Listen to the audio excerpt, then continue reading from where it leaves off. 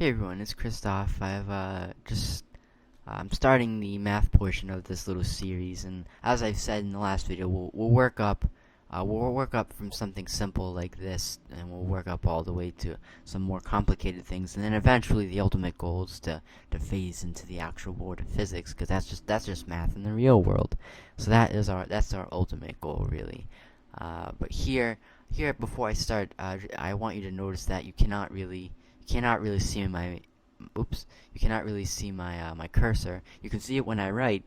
There's a problem. There seems to be one problem after another. You can see when I write, but you cannot see like when I'm right now. I'm moving my cursor all around the screen. You probably can't see it. Um, but I'll find a way to fix that. Maybe I can use a lighter background and maybe it'll show up. Um, I can't fix it right now, so I do apologize for that. But without further ado, let's just start the video. So, okay, we are told the following expression is true. So whatever this is true. We are told that 5 times some number, and this could be any real number.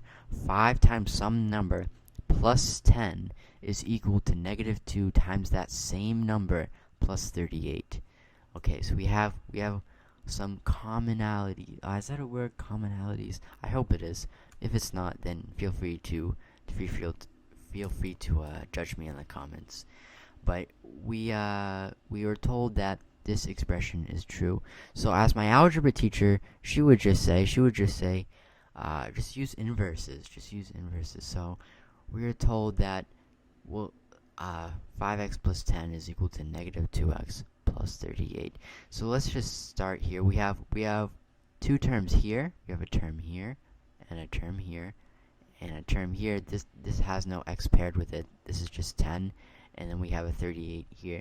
So what we do is we kind of move these terms this way, and then ultimately we want to say x equals some number, which we're going to figure out. So let's begin. We were told that this statement is true. So let's just use inverses. Let me just use my eraser. Let me just get rid of this little. Let's make it that bigger. I just want to get rid of this.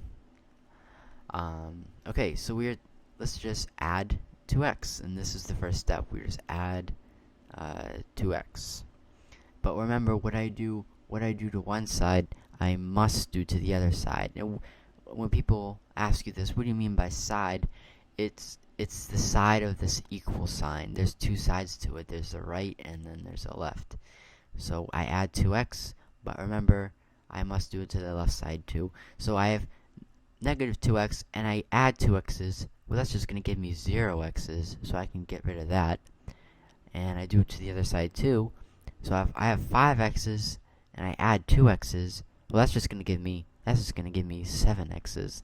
That's just going to give me 7x's right there. And then we just rewrite the equation plus 10. Pardon me, I'm like I said in the last video, I am doing this on like a little pad on a laptop.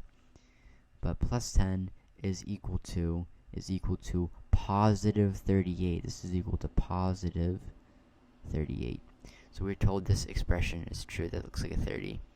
Make that like that. So we're told this is true. So again, we had 2x terms and 2 non-x terms, and now we have 1x term. We see the 7x, and we have a 10 and a 38. So now what we can do, like I said, just continue using inverses. So the next step, we would just subtract 10. And I have 10 apples, and I take away, well, that's just going to give me 0 apples. But remember, what I do to one side, I must do to the other side. So I can just rewrite this 7x is equal to 28. 7x is equal to 28. How did we get there? I take away 10 from this side, and 38 minus 10, that's just 28. So we're told 7 times some number is 28. So I'm sure at this point, most of you can just do this in your head. 7 times what is 28? Well, although you can come up with the answer quite easily, we might as well just continue doing this algebraically, just like we've always been doing. We've been using inverses. So what's the opposite of 7 times x, so that's just divided by, so we can just divide 7. But remember, what I do to one side, I must do to the other side. So I divide this by 7. 7 divided by 7, those are going to cancel out. That's just 7 divided by 7, that's 1. But 1 times x is the exact same thing as x. Just like how 1 times 4, that's just, oops, that's not 5. That's just 4.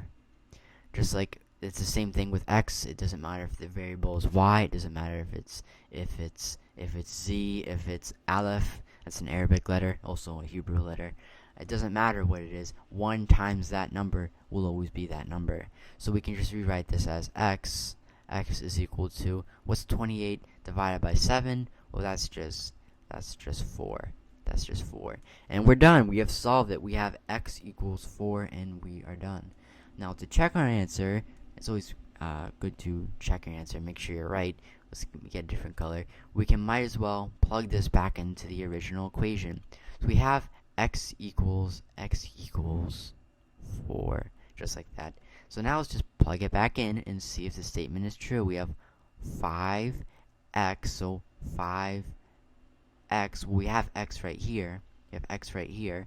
So 5 times 4, plug it in, 5 times 4, then we have plus 10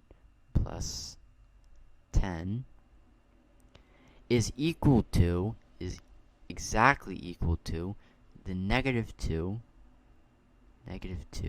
times x. Our x again, our x is right here. X equals 4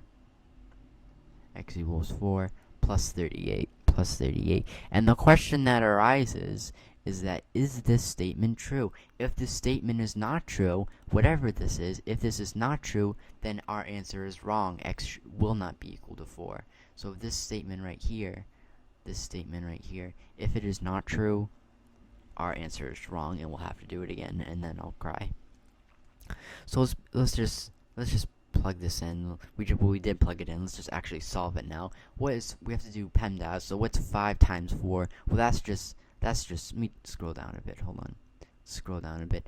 5 times 4. Well, that's just 20. That's just 20. And 20 plus 10. That's just 30. So we can just write 30. And that's just equal to. What's the negative 2? Negative 2 times 4. Well, that's just negative 8.